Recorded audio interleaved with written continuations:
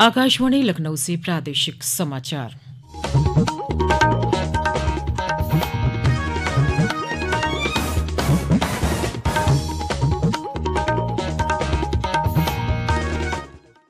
सबसे पहले मुख्य समाचार। चुनाव आयोग ने उत्तर प्रदेश सहित 6 राज्यों के गृह सचिवों को हटाने का दिया आदेश। बहुजन समाज पार्टी ने 4 लोकसभा सीटों पर प्रत्याशियों की घोषणा की। लालगंज से बसपा सांसद संगीता आजाद भाजपा में हुई शामिल। पूर्व कैबिनेट मंत्री आजम खान को डूंगरपुर मामले में 7 साल की सजा, अदालत ने 8 लाख रुपए जुर्माना भी लगाया। और ब्रज में छाई होली की उमंग, आज बरसाना के प्रसिद्ध लठमार होली पर परंपरा और भक्ति में सराबोर हुए श्रद्धालु। नमस्कार, प्रदेश के समाचारों के साथ मैं मनीषा पाठक। अब समाचार विस्तार से। चुनाव आयोग ने उत्तर प्रदेश के गृह सचिव संजय प्रसाद को पद से हटाने का आदेश दिया है। इसके अलावा गुजरात, बिहार, झारखंड, हिमाचल प्रदेश, उत्तराखंड, मिजोरम के गृह सचिव को भी हटाने का निर्देश दिया है।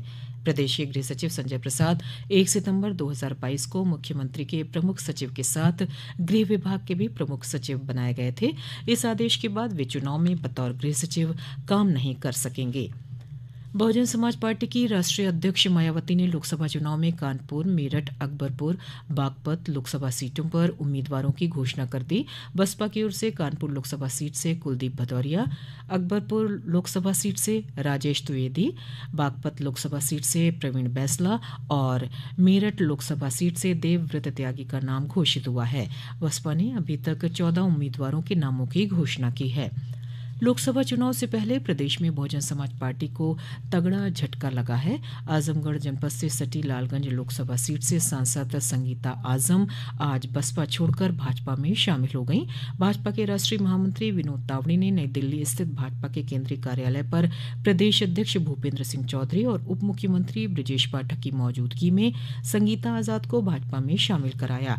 इस दौरान सुप्रीम कोर्ट की वरिष्ठ अधिवक्ता सीमा कुशवाहा ने भी भाजपा की सदस्यता ग्रहण की। भाजपा के प्रदेश अध्यक्ष भूपेंद्र सिंह चौधरी ने भाजपा परिवार में सांसद संगीता आजाद का स्वागत किया। देश में पहले चरण के लिए 19 अप्रैल को मतदान होगा। इस चरण के लिए परसों यानी बुधवार को अधिसूचना जारी की जाएगी। प्रदेश में इस चरण में 8 लोकसभा सीटों पर वोट डाले जाएंगे। ये सीटें हैं सहारनपुर, मुजफ्फरनगर, कैराना, नगीना, बिजनौर, मुरादाबाद, रामपुर और पीलीभीत। प्रशासन ने अधिसूचना जारी होने और नामांकन प्रक्रिया शुरू करे जाने को लेकर तैयारियां तेज कर दी हैं। पीलीभीत से हमारे प्रतिनिधि की एक रिपोर्ट। तराई की पीलीभीत लोकसभा सीट पर पिछले 2 दशक से भाजपा का कब्जा है। वर्ष 2004 और 2014 में यहां से गांधी नेहरू परिवार की छोटी बहू मेनका संजय गांधी भाजपा के टिकट पर सांसद चुनी गयीं। 2009 और 2019 के चुनाव में उनके सुपुत्र वरुण फिरोज गांधी ने भाजपा प्रत्याशी के रूप में जीत दर्ज की। इस बार अभी तक बसपा ने अनीस अहमद को प्रत्याशी घोषित किया है, जबकि अन्य दलों ने अभी अपने पत्ते नहीं खोले हैं। जिले में बुधवार को अधिसूचना जारी होने के बाद नामांकन शुरू होंगे। इसको लेकर कलेक्ट्रेट में मंगलवार से बैरिकेडिंग कराई जाएगी। जिलाधिकारी संजय कुमार सिंह और पुलिस अधीक्षक अविनाश पांडे ने अधिकारियों के साथ कलेक्ट्रेट पहुंचकर तैयारियां परखी। ईवीएम रखने के लिए मंडी स्थल के शेडों की साफ सफाई कराई गई है। अधिकारियों ने वहां पहुंचकर स्ट्रांग रूम और पोलिंग पार्टी रवाना करने के स्थल का जायजा लिया और आवश्यक दिशा निर्देश दिए। सतीश मिश्र, आकाशवाणी समाचार, पीलीभीत। आम चुनाव के ऐलान के साथ ही मतदान को लेकर लोगों के बीच जागरूकता पैदा करने की मुहिम भी तेज हो गई है। चुनाव आयोग की इस मुहिम में प्रशासन और विभिन्न स्वयंसेवी संस्थाएं लगातार सहयोग कर रही हैं। मतदाता जागरूकता के क्रम में विशेष जोर महिला और पहली बार वोट डालने वाले युवाओं पर है। कौशाम्बी जिला निर्वाचन अधिकारी राजेश कुमार राय ने आज मतदाताओं को जागरूक करने के लिए आयोजित महिला मतदाता जागरूकता स्कूटी रैली को डाइट मैदान से हरी झंडी दिखाकर रवाना किया। इस स्कूटी रैली के दौरान छोड़ो अपने सारे काम, पहले चलो करें मतदान और पहले मतदान फिर जलपान तथा चाहे नर हो या नारी, मतदान है सबकी जिम्मेदारी जैसे स्लोगन के माध्यम से लोगों को अपने मताधिकार का अवश्य प्रयोग करने के प्रति जागरूक किया। वहीं दूसरी तरफ शामली से हमारे प्रतिनिधि ने बताया कि युवाओं को जागरूक करने के लिए निर्वाचन आयोग कॉमिक्स जैसे अनूठे माध्यम का सहारा ले रहा है।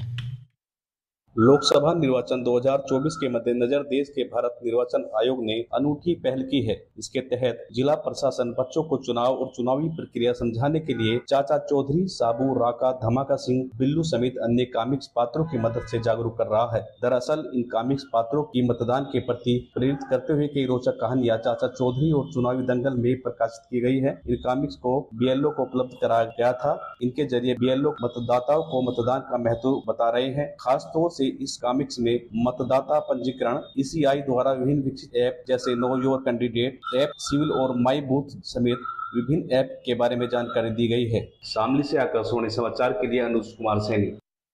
ये समाचार आप आकाशवाणी लखनऊ से सुन रहे हैं। ताज़ा समाचार जानने के लिए आप हमारी वेबसाइट newsonair.nic.in पर लॉगिन कर सकते हैं। रामपुर की अदालत ने पूर्व कैबिनेट मंत्री आजम खान को 7 साल और 8 लाख जुर्माने की सजा सुनाई है। आज डूंगरपुर प्रकरण में आजम समेत 4 लोगों को सजा सुनाई गई और जुर्माना लगाया गया है। साथ ही इस मामले में 3 आरोपी बरी किए गए हैं। आजम खान के अलावा बाकी 3 अभियुक्तों पूर्व CO सिटी आले हसन खान, पूर्व नगर पालिका अध्यक्ष अजहर अहमद खान और बरकत अली ठेकेदार को अधिकतम 5 साल की सजा दी गई है और 2 लाख रुपए जुर्माना लगाया गया है।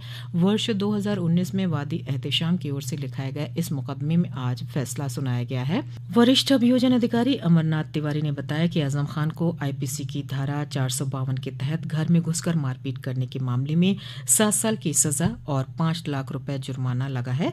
इसके अलावा अन्य धाराओं में भी 3 लाख रुपए जुर्माना लगाया गया।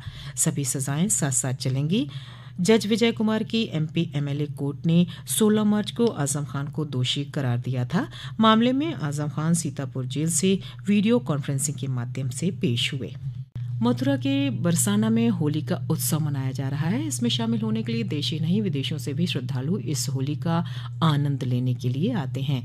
आज यहाँ लठमार होली मनाई जा रही है। लठमार होली के दिन पूरे ब्रज में होली का एक अलग ही रंग देखने को मिलता है। हमारे प्रतिनिधि की एक रिपोर्ट। मथुरा धर्म की नगरी बरसाना में विश्व से लठमार होली बड़े ही उत्साह और उमंग के साथ खेली गई।